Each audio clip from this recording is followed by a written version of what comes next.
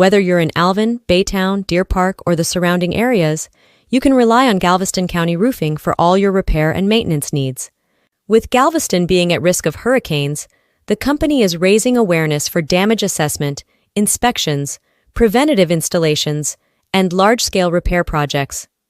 When storms do occur, they can lead to loose or missing shingles, damaged roof structures, and exposed materials that need attention. However, there are often issues that are more difficult to spot. For example, storms can damage the underlying structure without causing noticeable outward damage.